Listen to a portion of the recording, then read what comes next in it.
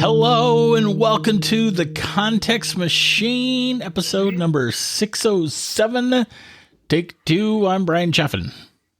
And I'm Jeff Gamet. Hey, we have a website, contextmachine.io, so feel free to check us out there if you'd like. Yep, and you can use it to reach out to us. That's contextmachine.io. Or you can find us on post.news and Mastodon at Context Machine. And we got, didn't we get someone saying that we got saying something on Mastodon? We did, Brian. I think your pants might be writing up on you.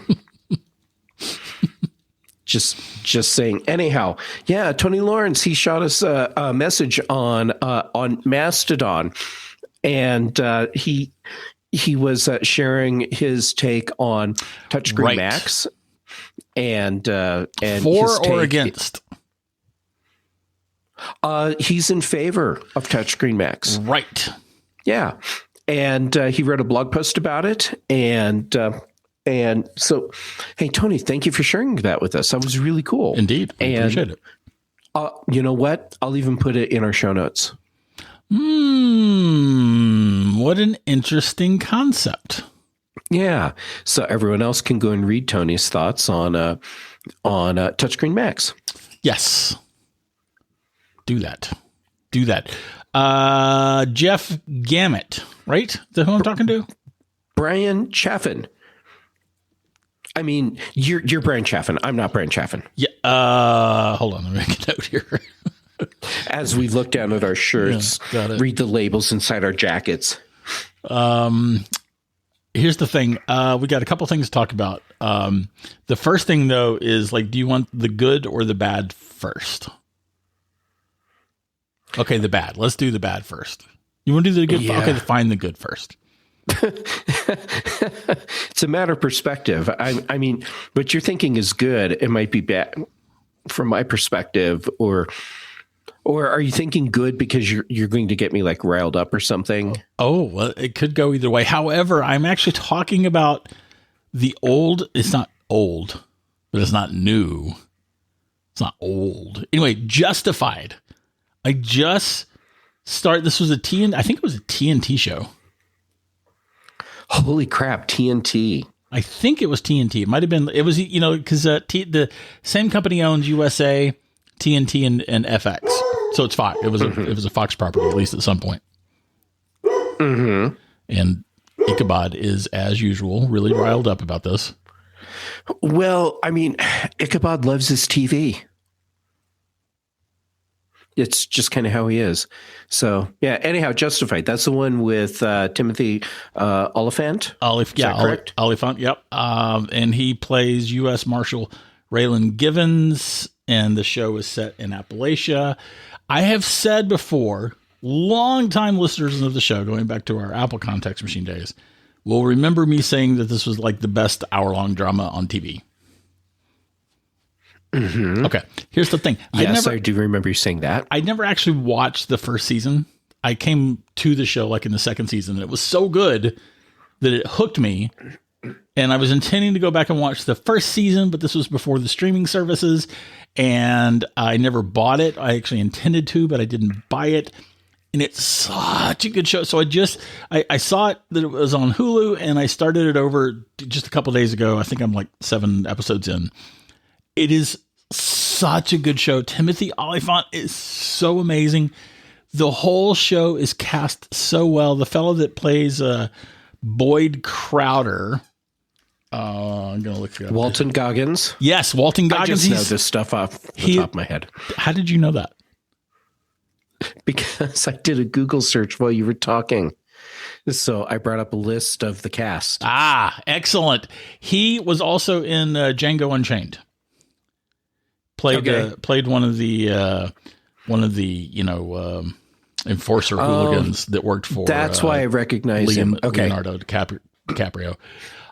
He was as good as he was in Django Unchained. He was wasted in that role. I mean, like, he is so good as Boyd Crowder.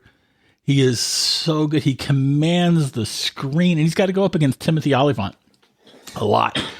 They're often opposed to each other, and he's just, man, the show is so good. And one of the things that I love about the show is how I am not an expert on Appalachia, and I'm certainly not an expert on Appalachia dialects and accents. However, I believe that they're doing a good job, and they like just I have long time listeners to the show may have realized that I am fascinated by language, and I'm fascinated by words, and I'm fascinated by dialects and colloquialisms, and this show has them in spades. It is just so good, man. Have you watched it?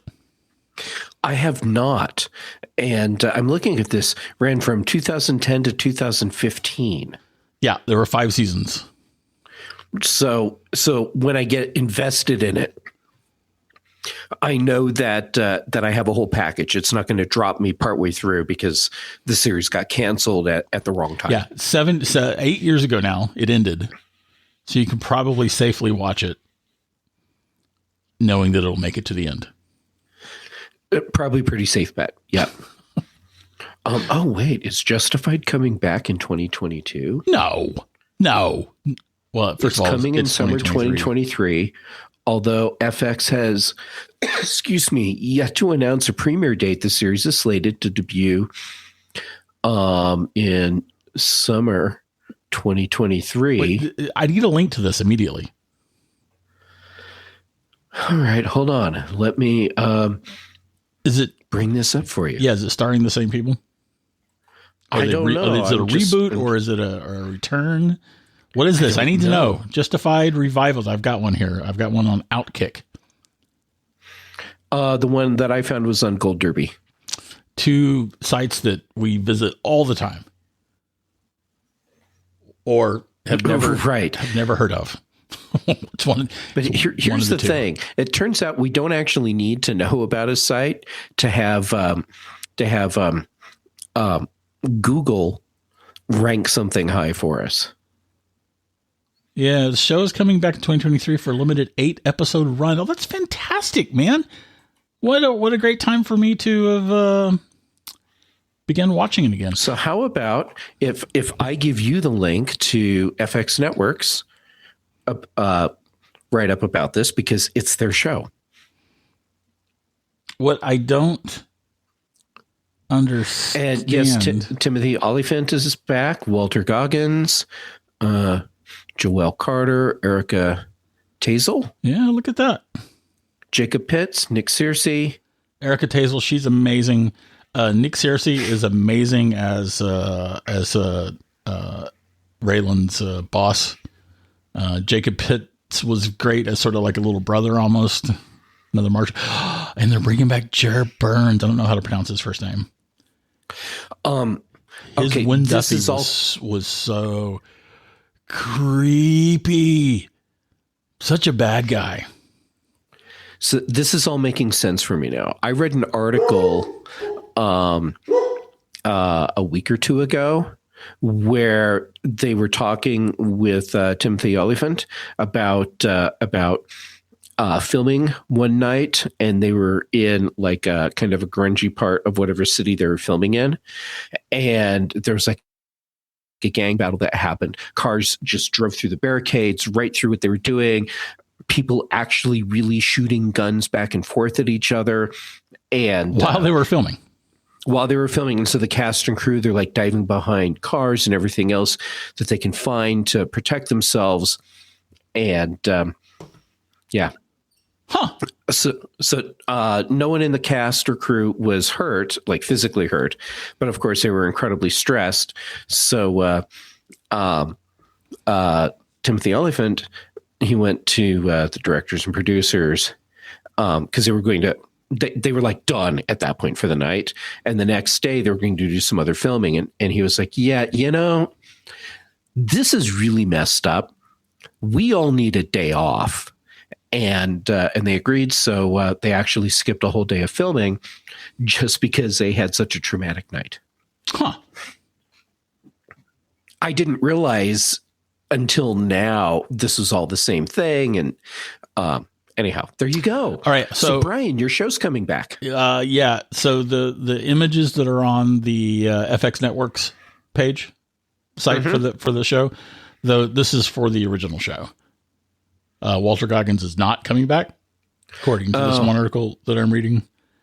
And I'm looking at the guy they've got in a cowboy hat. That doesn't even look like Timothy. Oh, so maybe it's all different people. I don't know. I don't know. We'll figure this out. Not live. Oh, and Timothy Oliphant is going to be back. Okay, great. He's fantastic. Walter Goggins is back. He does this thing with his hand where he like gestures from his hip. And and apparently that comes from something that like people like gunslingers, people who actually like, carry around pistols on their hips and actually have to draw them. It's a habit that often comes from that because they're keeping their hands near their gun. Anyway, he gestures from the hip a lot with his fingers, and it's just so compelling. And he's got this walk. I've got a total man crush on Timothy Oliphant. Go you. Sure. So anyway, yeah, he's super cool. I wish I was 100th that cool, and it's just cool. I can't wait for this reboot. The original show. So again, I'm watching the first season for the very first time. Originally came out in 2010. To me, it still is amazing TV.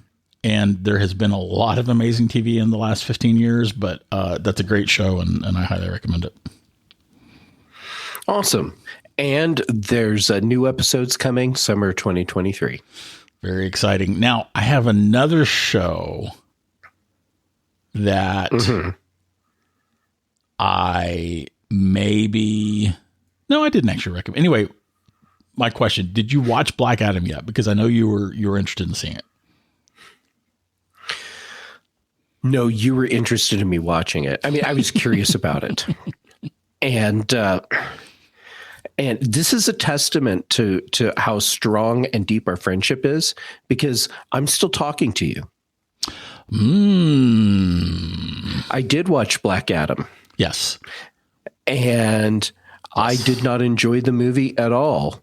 And if it were not for you goading me on so that we could talk about it at some point in the future, I would not have made it much beyond the first 10 minutes of the movie. This is where you're missing out, Jeff Gamet. Bryan Jeff, and I feel like what I missed out on was a little over 2 hours of my life that I don't get back. You have uncounted hours, both now and in the future, in which you get to complain about having watched this show. That you get to complain about me making you watch that show. You are going to be. Don't worry, I will take advantage of that. See, I have gifted that to you. I have gifted that to you. If you would not finish the show, you wouldn't have been able to complain about it. I could have complained for the first 10 minutes. If you did not finish that show, you couldn't complain about me encouraging you to just finish it, get through it, make it. Come on, take the plunge. You could do it. So I know you're trying to put a positive spin on this. I am just trying to point out how lucky you are. I'm going to point out that you violated terms of the Geneva Convention by goading me to continue to watch that movie. Okay, I didn't think it was that bad. I did not love it. I did not love it. I had some issues with the plot. I don't know anything about the Black Adam comics. I know very little about it. But what's interesting to me is that Black Adam and Shazam both exist in the DC world. Yes, they do. And Shazam, and they're related. And Shazam is coming, like they're doing another Shazam movie with Chuck. Yeah, the second Shazam movie is this summer, I think. I think so. Yeah, it's coming soon. Yeah, but both of these characters and the comics exist in the DCU, the DC universe. Yes, and they have interacted on many occasions, and Black Adam has interacted with a lot of other characters from the DC superhero. And you're talking universe. about in the comic books. In the comic books, yeah. All right. One of the things I did like about this movie Was that it ended? is how it addressed the reality that the superheroes spend a lot of time protecting the first world. Now, you see, had they really gone into that, I think that could have made it more compelling. Well, they would have had to fix so much dialogue as well. That script with the dialogue in that script is so poorly crafted. Yeah, there's a scene where someone confronts one of the superheroes about the fact that they're basically first world heroes and not there to protect everyone. And that one moment, I'm like, oh my God, this is the core right here. This is what they should have focused on for the whole movie. And I mean, it's sort of there, but that's what would have, if they had really focused on that more, I think that could have helped make it a more compelling movie. And there's an element here that, like gonna try to avoid spoilers. It's new enough that we should probably avoid spoilers, even though neither of us liked it. Although you didn't like it either, and you made me watch it. I didn't love it, and I wanted to talk to you about it. Okay, I didn't love it, but I didn't hate it as much as you do. But there was the sort of fundamental situation. It is very the fact that other superheroes came to this place not to sort out the original bad guy situation, but instead to sort out the emergence of this uncontrolled superhero is indeed it's an indictment of the superhero world. I agree. And there's actually a lot of that in the whole Black Adam history in the comic books. In the comics, I see. Yeah. And so in the comics, Black Adam ultimately becomes the leader of the ruler of that country, and he protects the country. The people. Sorry, the people, the country and the people. I'm sorry. Yeah, the country and the people. And he's pretty ruthless in the way he will protect them.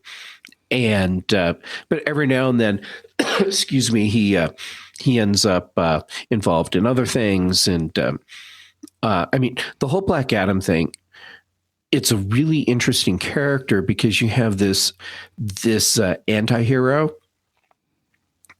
where, I mean, the character genuinely cares about his country and the people that he is protecting in the country.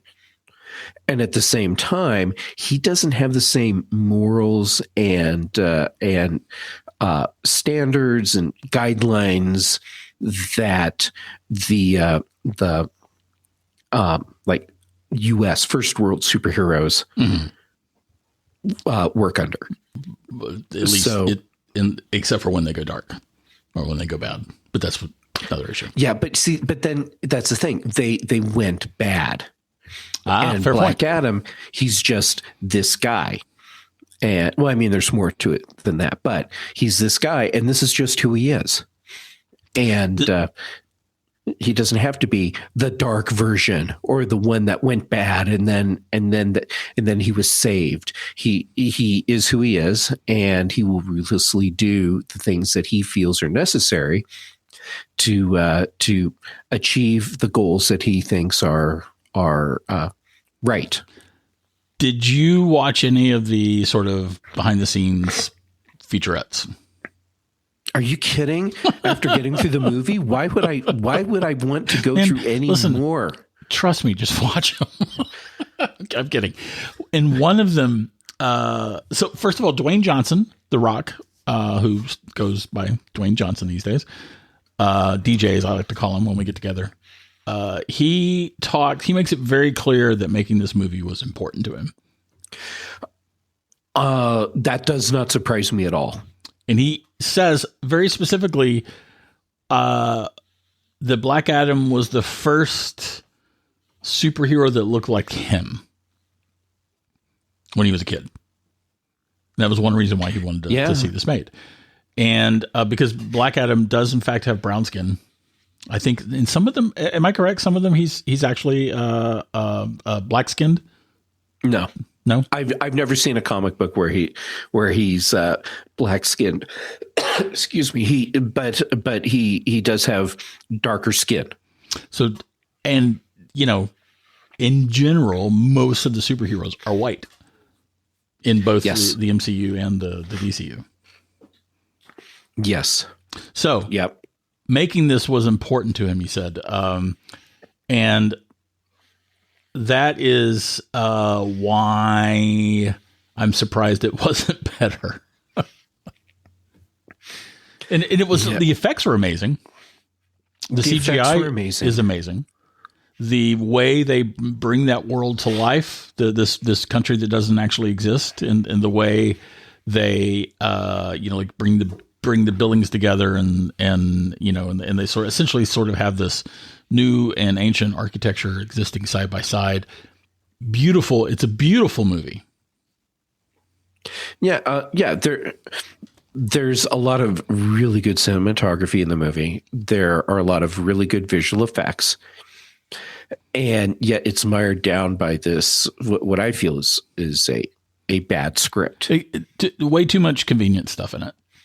Convenient to moving the plot forward or developing friction, or I don't know. Just it's not a very good script. The dialogue's not great. No, the dialogue is in most cases bad, and it hurts because watching some of these characters and the things they do with them, it's clear that instead of really embracing who the characters are from the comic books, they're trying to make their versions of Marvel characters from the movies, which is stupid because these characters can stand on their own and they don't need to mimic specific characters from Marvel's universe. And yet that's exactly what they were doing with several of these characters. Yeah, that makes sense. Yeah. And then dialogue where over and over, you hear people referring to themselves as, well, we're heroes and you're villains. And that's not 100% accurate to what they say, but that's what they're saying. But starting off with, we're heroes. That's not what the heroes do. Those are lines in the movie. Yeah. All right. So you can watch it on HBO Max, at least for a while. Fair warning, people. This movie is on HBO Max. So watch and make sure you don't click that thumbnail. What? Just don't watch. Just no. I would have loved for this to be a good movie, and now I've watched it. That's 2 hours that Bryan has stolen from my life, more than 2 hours that I will never get back. And now my baseline of being able to say, well, at least it's not Green Lantern. Another gift. You've been able to update your complaint bar. All because of me. You are so welcome. You are so lucky, Jeff Gammett. Yeah. Well, when you say I'm so lucky, it's like, I did. Like you're doing the dishes and somehow through some weird chain of events, you slip and fall and your hand goes down the garbage disposal and gets chewed up and ripped off. Mm-hmm. And then you say, but you're so lucky because it was only your right hand. I accept your thanks. I texted you a lot during that movie. You did, which was emblematic. And you were probably laughing the whole time. The whole time. It was very emblematic of how much you were not enjoying the film that you actually took time out to text, because you don't, to my knowledge, you don't normally do that. No, I don't. No, that's reserved for very special events, like when someone really goads me into watching a really bad movie. Mm-hmm. Brian Chaffin. Okay, but the important thing is that I got to talk about it with you. And people wonder why I drink. And to be fair, that's why I wanted you to watch it. So, it seems like a win-win to me. Wait. You wanted me to go through over 2 hours of pain for your amusement? No, I needed someone to talk to about it. Dude, what's confusing about that? Why didn't you just go on post.news and say, hey, who's watched Black Adam? I want to talk about it. Oh, right, because no one would have answered.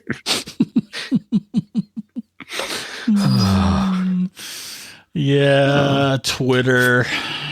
Oh, yeah. Hey, for those of you that really enjoyed Black Adam, don't let the fact that I really did not like it take away from your enjoyment of the movie. Oh, no. It's okay for you to like something that I don't, and it's okay for me to like something that you don't. And I just really didn't like Black Adam. Hey, listen, man, I'm about to teach you something else, because you're like, folks, don't let how much Jeff disliked this film keep you from watching it. People, listen to me. Brian is trying to manipulate you into hurting yourself. I did this to a friend. He's still mad about this. And this was in the 80s, late 80s. And he's still mad about it? I'm not surprised. He's still mad about it because in that particular case, I actually was being nothing but a jerk. I make a lot of jokes about being a jerk, and sometimes I am one. But this is one of those times when I absolutely was. It was oh my goodness, what was the film? It starred Tasha Yar, Denise Crosby. Denise Crosby, thank you. And it was supposed to be her big. Her big, like, sort of like post Star Trek, glorious film. Okay. Right. And I'm actually trying to find it. Post Star Trek, called, oh my goodness. Come on. Let's see. Pet Sematary. Miracle Mile. Miracle Mile, 1988. Yeah. Absolutely terrible film. So, like, just a terrible film. Like, beyond is one of the worst films I've ever seen. And me and my buddy Cole watched the film. We rented it at not even like it wasn't even this was before Blockbuster.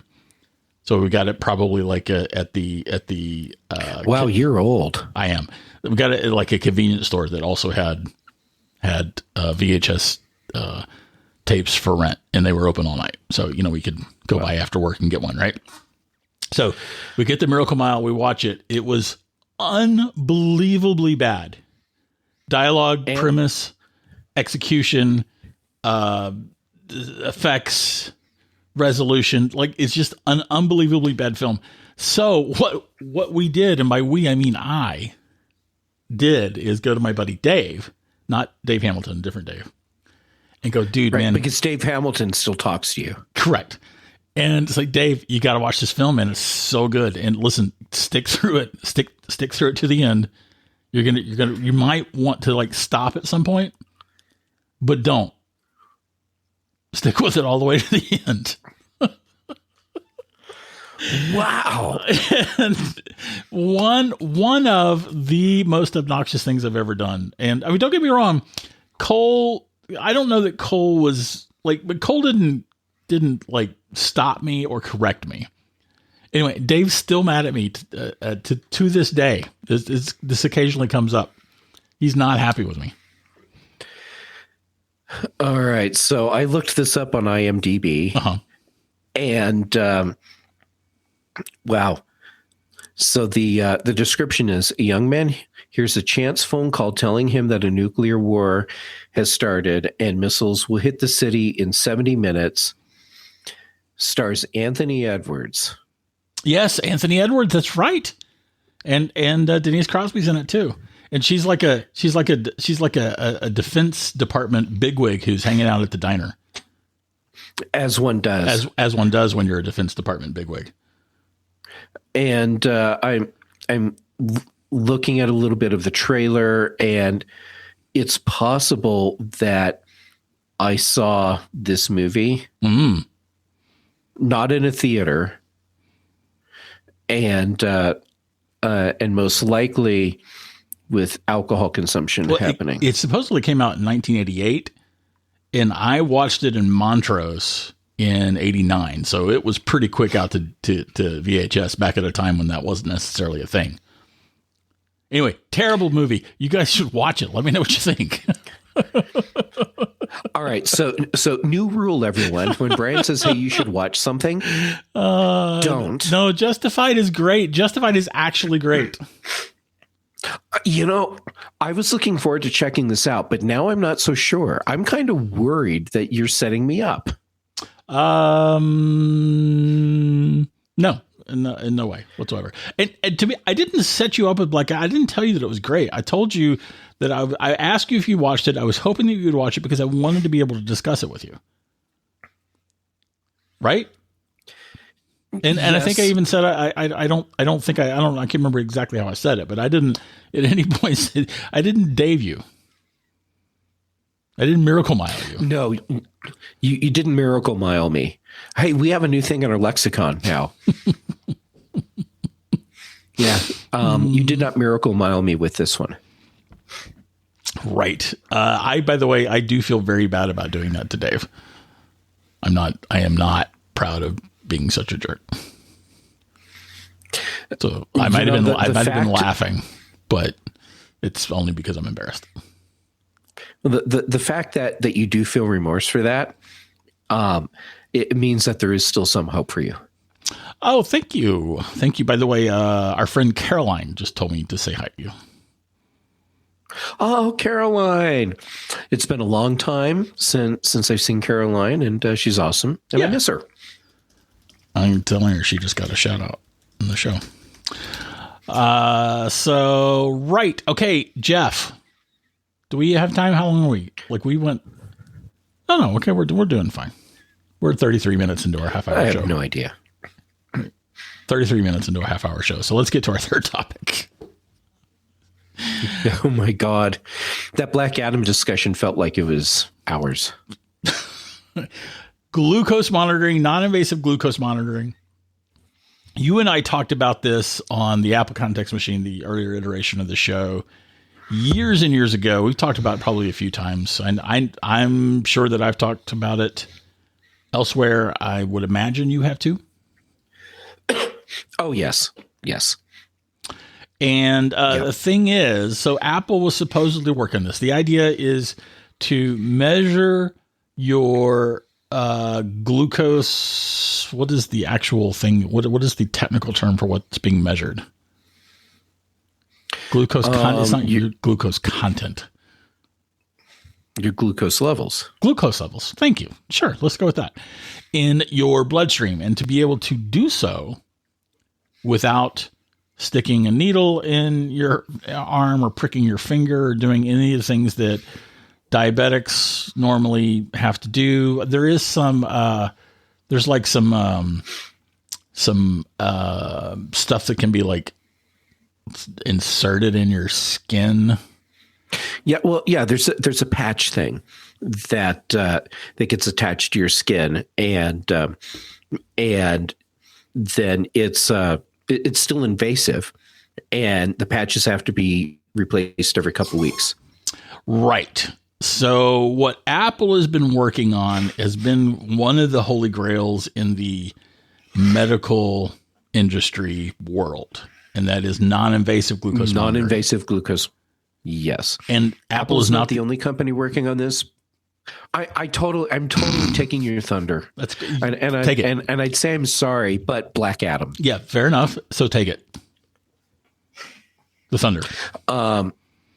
Okay, sure. So anyhow, yes, this is something that people have been talking about Apple working on for years and years, and Apple is not the only company that's looking at non-invasive glucose monitoring. And the problem is, how do you do this reliably and accurately? And the answer, if you get it wrong, as of recording today, is you can't. So far, no one's been able to do it. And there have been a lot of billions thrown at this over the, especially if you adjust for inflation. There's been a lot of money thrown at solving this problem because a lot of money can be made by solving it. Diabetes is, a massive problem around the world. So lots of money to be made by doing non-invasive glucose monitoring. Apple was rumored to be working on it many years ago, 5 or 6 years ago, Apple was rumored to be working on it. And I believe that it's one of those things so the first reports that were coming out of this were I actually think were a controlled leak, that Apple did put it out there that they were working on it, but I could be misremembering things. But we haven't heard anything in a while. Yeah, nothing significant. Just the same low level discussions of what's Apple working on next for the Apple Watch and non-invasive glucose monitoring is the thing that keeps coming up in those discussions. And now Mark Gurman, whom I admire greatly, who works for Bloomberg these days, has a report saying that Apple is getting closer. Okay. Well, if Apple's been seriously working on this, they definitely have the monetary resources to do it and potentially get closer. Right. And so the idea would be that your Apple Watch could measure your glucose levels. Mm-hmm. And which would be kind of cool. It would be super cool. It would be amazingly cool, especially for people who may not yet be, but are headed towards being pre-diabetic, because they could possibly change things. Sure. And actually, reroute that path for their bodies and not become diabetic. But, this is also, obviously this is an issue for people who are born with diabetes, and as well as people who contract it later in life. So, right. There is a couple of updates, or a couple of anecdotes from this report. Apple has hundreds of engineers. Yeah, something like that. See, groups, hundreds of engineers are working on the project, and they have tested it on hundreds of people. It is amazing we haven't had more leaks. It doesn't surprise me at all, actually. Excuse me, because the people that were participating in all of this testing had no idea that they were doing something that was related to Apple. Oh, and, well, Apple was smart. They did that thing where they set up a whole new company, and it's in a different building, so it's not on campus, and it has its own name that doesn't even sound like Apple. And then, excuse me, the people that are in that facility, they have badges for that company. So there's nothing saying that it's Apple. All right. Okay. According to Gurman, the name of the company was Delicious Red. Kidding. Seriously? No. No, I'm making that up. Oh, good, because a Black Adam. So hundreds of engineers have been working on this. This has been a major effort. And I think back to Tim Cook saying, I think that Tim Cook was the first. According to Gurman, this project from Apple goes back to Steve Jobs' tenure as head of Apple. And Steve died in what, 2010? 2011. I always forget. I'm trying to remember. I think it's he didn't he die because 2011 October 5th, because Dwayne Johnson said, "Hey, I'm going to do Black Adam." No. Oh, he did not, sir. He died in 2011. So this is going back, at least 11 years or longer. But I believe it was Tim Cook that first said that Apple believes it could be a major player in the medical industry, which is a multi-trillion dollar industry around the world. Mm-hmm. And I long wondered exactly what they meant by that. Are they talking about, because, one of the things that Apple's been doing is with, is it, what's the Indie Kit? What's the kit? Health Kit. Health Kit. With Health Kit, we can be in charge of our own health data. Were you saying Indie Kit? MD, as in. Oh, MD. Yeah. Okay. Health Kit. Yeah. Health Kit. And are they talking about like monetizing, health data storage? Are they talking about other products? So like what is it that Apple thinks it can do to become a major player in the health industry? And I'm guessing this is probably one of those things. Yeah. I mean, if they can make this work, then yeah. Yeah.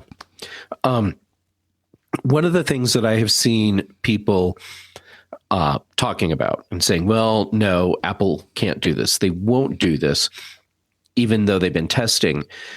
They're saying that Apple needs to have a level of accuracy that's as good as invasive testing. And actually, I don't think they do. What they need is something that gives you good baseline so you can tell when things are changing. And they're doing that like with the body temperature monitoring. And with EKG, they don't need to have FDA approval. They just need something that gives users a tool that they can rely on that's good enough. And of course, over time, they can improve that. But assuming that Apple's waiting for FDA approval before they release something, I don't think that's going to happen. They'll get something out the door that works really well, but it'll have the same disclaimer that you get when you do the ECG test, where it lets you know, hey, this is just to give you some idea what's going on. This is an actual medical data. Yeah, but at the same time, if Apple can get that level of accuracy, it would obviously be worth a lot of money to Apple. Oh yeah, of course. I mean, I hear what you're saying. They don't have to. Doesn't mean they're not shooting for that, though. I'm assuming they are shooting for that. I mean, Apple's the kind of company that when they start working on something like this, it's not about can we make it good enough? It's can we make it the best? And they also know that they can make something that's better than what everyone else has and continue to improve on it after it's released. It's almost like we talked about this a little bit before the show, because that beautifully segues into one of the other things I was thinking about this. So thank you. Oh, do tell. So do you remember the so-called Apple TV that Gene Munster was always on about? Yeah. The television set. The television set. The one where when he stopped asking about it, we all got worried like something was wrong with Gene. because we expected every earnings call that Apple did, at some point, Gene was going to ask about the Apple television. And he wrote about it all the time. And he was the go-to person to get a quote. Right. And the argument that I had against it, which I think is the same argument a lot of other people had, excuse me, was that first, that you don't have your Apple TV device on every television. You only have it on those Apple televisions. And also it's a really big thing that takes up a lot of space. And it makes storage for inventory in stores difficult. Yeah, whatever. Those are. So here's the thing, though. Apple was working on a TV. Mm-hmm. Everybody pooped on Gene for always talking about the TV. We all did. Poor guy. Did I? We all pooped on him. I don't think that I did. I always thought that there was something about the Apple TV that seemed like there was fire behind the smoke, but that's not the point. That's not the point. The fact that I was right is not the point. What is the point is that we later found out. I never said the Black Adam was good. I said I wanted to talk to you about no, I'm just going to bring this up for the rest of your life. Again, that was my gift to you. Why are you mad at me? You get to do this. I gave that to you, Jeff. Oh, I do relish in the fact that until our star burns through its fuel and ruptures its skin and eliminates all life in our solar system, that I will periodically be bringing up Black Adam. Okay, all right. Fair. So it turns out that Apple was working on a TV for a long time, and that they did have something that they thought they could do in the TV space. What ended up happening, and that's what Gene Munster had got a hold of. And it turned out that Apple decided that they didn't control enough components to be able to keep, companies like Samsung, LG, et cetera, from copying them. And so it was abandoned. Yeah. But it was being a television set from Apple was being developed for years. And this is one of the products that they did not bring to market. Yes. And, I recall there points where we were talking about this long ago, where we were saying, yes, of course, Apple has a television in their labs, and whether or not it comes to market, that's a totally different thing. And clearly they decided that was not a viable thing. They did. But anyhow, so you're going to try and tie this into something else now, aren't you? I am, because we also have the AR glasses that Apple is supposedly working on. We have the Apple Car, which Apple is working on, and people continue to say Apple is not working on it, despite the fact that we know that Apple's working on it. I don't get that. That drives me nuts. It might not come to market, but they're working on it. And I think at this point it's going to come to market, but that's also another issue. Something is going to come to market from that project. I agree. And the question is, will it be an actual car, or will it be something else that other cars are using? And we'll see. We will see. So I think that this glucose monitoring project from Apple is a fantastic reminder to not get lost in the weeds of what we don't know when it comes to Apple. Yes, I agree. And in this case, it sounds like Apple has something that they feel is actually viable. The problem now is getting it small enough so that it's a reasonable thing for consumers to buy. So not like an appliance that you have to set on a table and use, but something that can be with you all the time, ultimately part of your Apple Watch. And being able to do that before everybody else that is also throwing money at this does it. Mm-hmm. Right? Because it is conceivable that someone will beat Apple to market with this. And if they do, while Apple is seldom first to market, I don't know if they're going to. Well, no, if they can add it to the Apple Watch, they'll do it, period. I mean, they could make it as an accessory. It'll be part of the Apple Watch. I believe that's what Apple wants to do, is make it part of the watch. Yeah. But I could see where if they felt like it was a viable product that would sell well, even if it wasn't in the watch, I could see them coming up with some slick accessory, excuse me, until they could get it in the watch, just so that they're in the market. Yeah, I have more difficulty seeing that. I don't have your confidence. Yeah, but you also wanted me to watch Black Adam. so we could talk about it. And again, that's what I got. So really, yay me. People don't watch Black Adam. Right. So anyway, one for the team, so you don't have to, everyone. But that's fair. So Mark Gurman says they're still working on this. Mark Gurman says that they have hundreds of engineers working on this. And again, fine. There were at least their test subjects didn't necessarily know that it was Apple. But right. To have so many engineers working on this, not to mention all the support people, there's going to be there's going to be designers.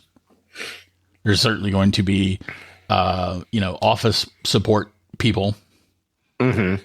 And there's going to be security guards.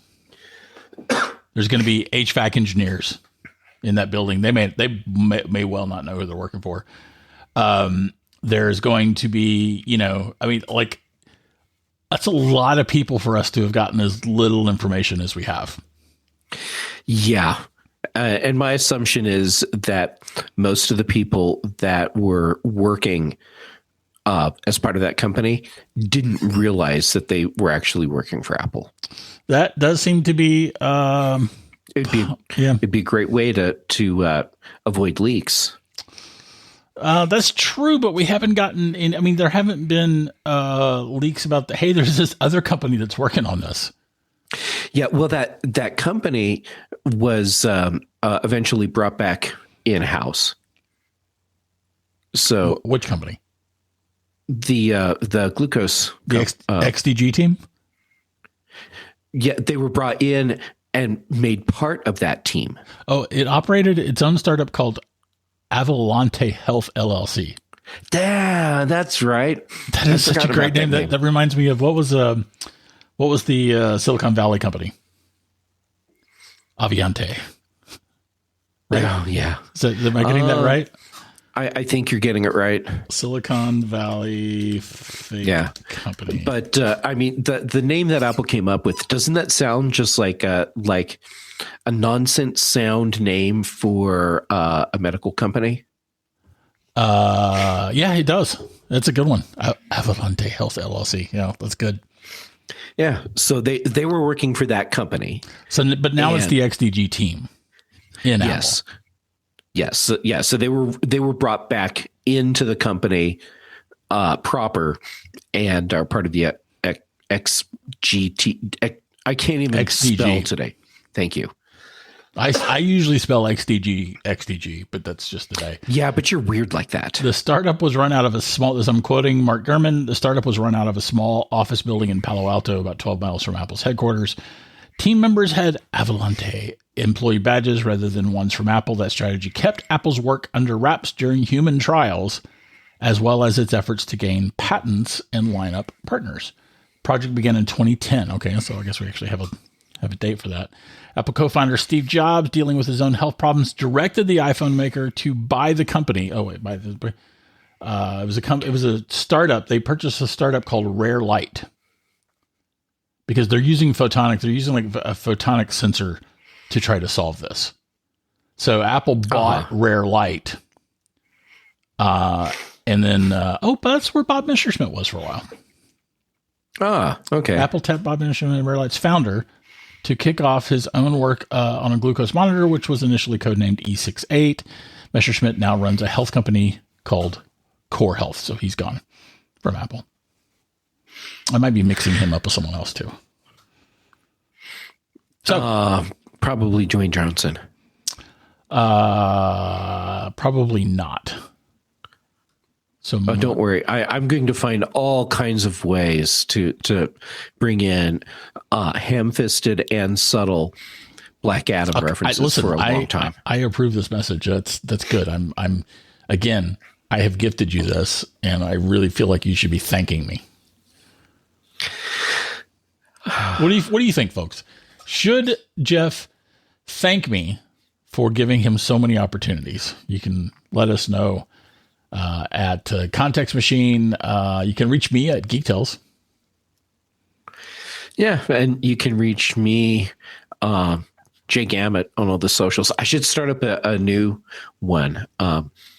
I'll call it "Hey Brian, Black Adam Sucks."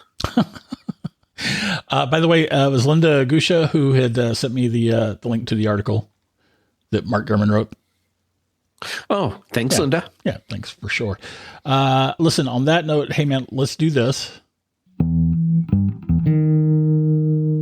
And then I can note that is this week's Context Machine. If you have anything to comment on, add or question, you can write to us at contextmachine.io. Our bandwidth is provided by Cashfly. The bass is recorded by Dr. Boom just for us. And that's all for this week. Yeah, and don't watch Black Adam. Well, okay. Now, that's all for this week. Miracle Mile, though. That's a winner.